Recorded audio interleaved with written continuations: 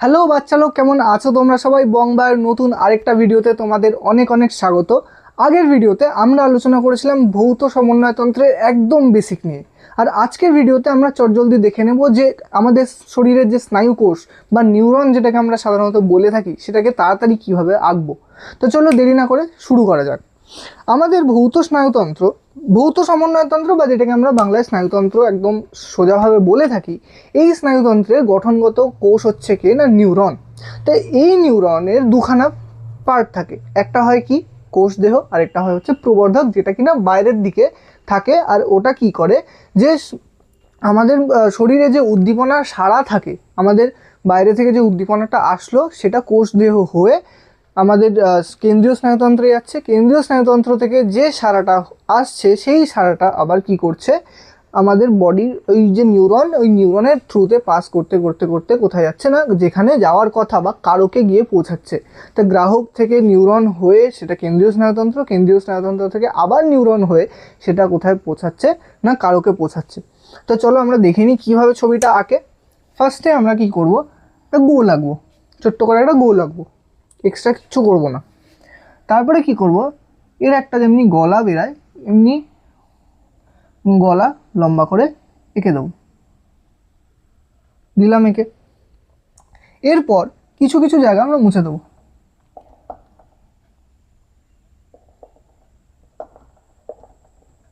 কিছু কিছু জায়গা মুছে দেবো। এরপর কি করব, যেই জায়গাগুলো মুছলাম ওই জায়গাগুলো থেকে এমনি লম্বা লম্বা করে এরকম প্রবর্ধকগুলো বের করে দেবো।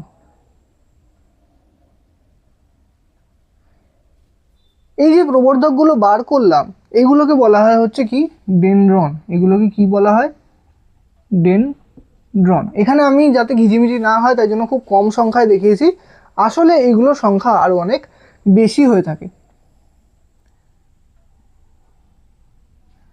এগুলোকে কি বলা হয়, ডেনড্রন। এবার এই ডেনড্রন থেকে সূক্ষ্ম সূক্ষ্ম কিছু শাখা প্রশাখা বেরিয়ে যায়, সূক্ষ্ম সূক্ষ্ম কিছু শাখা প্রশাখা বেরিয়ে যায়। তো এই শাখা প্রশাখাগুলোকে বলা হয় আবার কি না ডেনড্রাইট। কি বলা হয়, ডেনড্রাইট। এবার আমি ফার্স্টেই বললাম যে আমাদের নিউরনের সাধারণত দুখানা পার্ট, একটা কোষ দেহ আর একটা হচ্ছে কি অ্যাক্সন বা প্রবর্ধক যেটাকে আমরা বলে থাকি। একটা কোষ দেহ আর একটা প্রবর্ধক। এই প্রবর্ধকের আন্ডারে পড়ছে হচ্ছে ডেনড্রন আর ডেনড্রাইট। মানে ডেনড্রন হচ্ছে মেন প্রবর্ধক, তার অংশ বা শাখা প্রশাখাকে আমরা কি বলছি না ডেনড্রাইট বলছি। এছাড়াও আরেকটা প্রবর্ধক থাকে যেটাকে আমরা অ্যাক্সন বলছি। অ্যাক্সন কোনটা না, এটা হচ্ছে অ্যাক্সন। এই অ্যাক্সন যেখান থেকে স্টার্ট হচ্ছে এই পার্টটাকে আমরা বলছি কি না অ্যাক্সন হিলক। কোষ দেহ কোনটা, এই যে পুরো পার্টটা এটাকে বলা হয় হচ্ছে কি না কোষ দেহ। এটা হচ্ছে কোষ দেহ। আবার যেহেতু আমরা কোষ বলছি তার মধ্যে নিশ্চয়ই কোনো একটা নিউক্লিয়াস থাকবে। নিউক্লিয়াসটা কোথায় থাকবে, এই যে মাঝখানে থাকবে হচ্ছে কি না নিউক্লিয়াস। এটা কি না নিউক্লিয়াস। এবার এই নিউক্লিয়াসের চারিদিকে কিছু ছোট ছোট দানা থাকবে।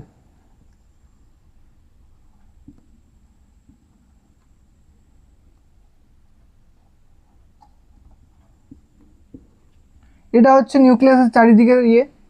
আর ছোট ছোট কিছু দানা থাকবে এরকম ডটের মতো। এই ডটগুলোকে আমরা কি বলবো, নিজল দানা। কি বলবো, নিজল দানা। এটাকে আমরা বললাম হচ্ছে অ্যাক্সন হিলক, তার নিচে চলে আসছে কে না অ্যাক্সন। এবার এই অ্যাক্সনের ভিতরে যে সাইটোপ্লাজম থাকে, কোষ যেহেতু ওর ভেতরে সাইটোপ্লাজম থাকবেই, তো এর যে সাইটোপ্লাজম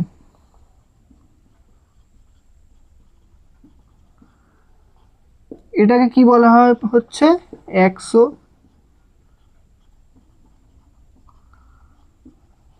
বা এক্সোপ্লাজমা বলা যেতে পারে। তো এটা হলো আমাদের অ্যাক্সন, তার কোষ দেহ। এটা আমি একটুখানি সরিয়ে আঁকি, নাহলে আমি ধরাতে পারবো না এমনি।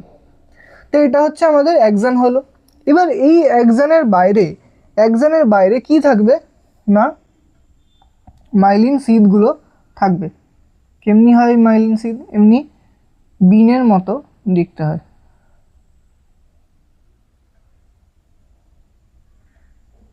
এর আবার দুটো লেয়ার থাকে।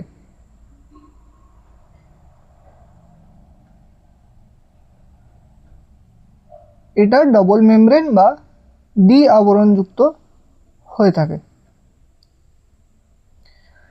এবার এই যে দুখানা প্রান্ত, প্রতিটা কি বললাম আমি এটাকে মাইলিন সিদ। এই মাইলিন সিদের কটা লেয়ার থাকবে? দুটো লেয়ার থাকবে।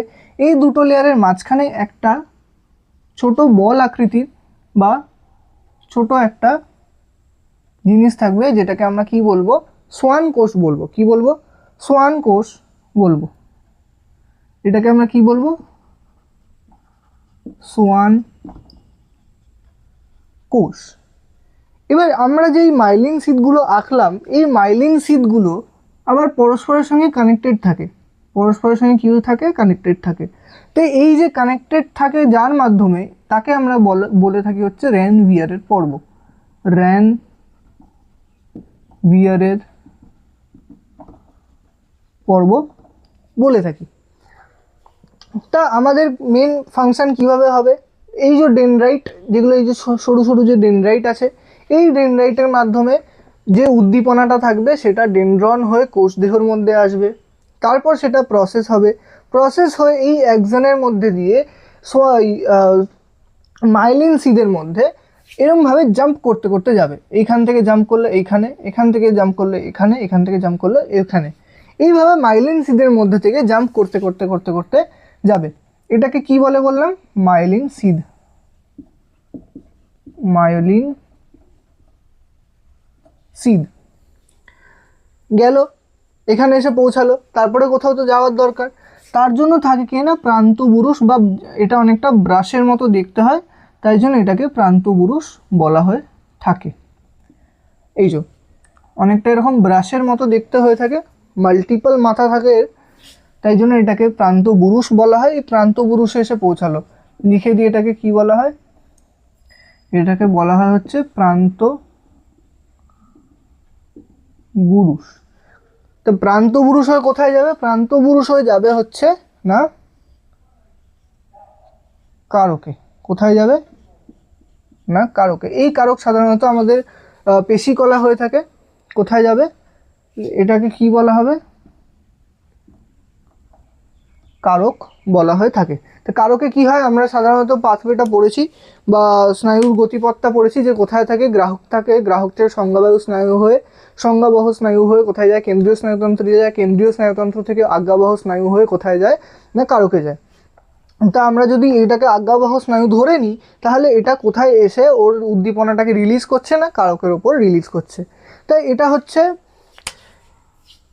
আমাদের তাহলে প্রবর্ধক কোনটা হলো? এই ডেনড্রন প্রবর্ধক হলো, আর অ্যাক্সন প্রবর্ধক হলো।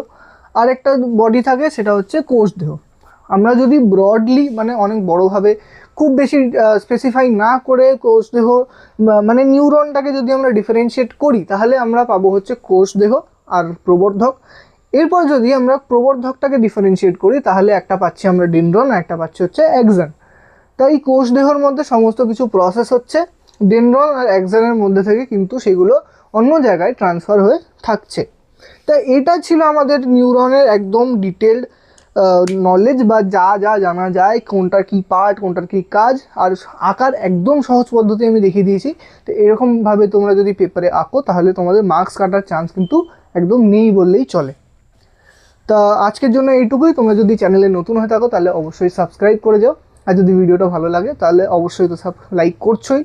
আর এছাড়াও তোমার চেনা জানা লোকজনের কাছে এই ভিডিওটা অবশ্যই শেয়ার করে দাও, যাতে তারা এই অ্যাক্সন বা নিউরন আঁকার একদম ইজিয়েস্ট টেকনিকটা শিখে যেতে পারে। তো আজকের জন্য এইটুকুই। Thank you so much.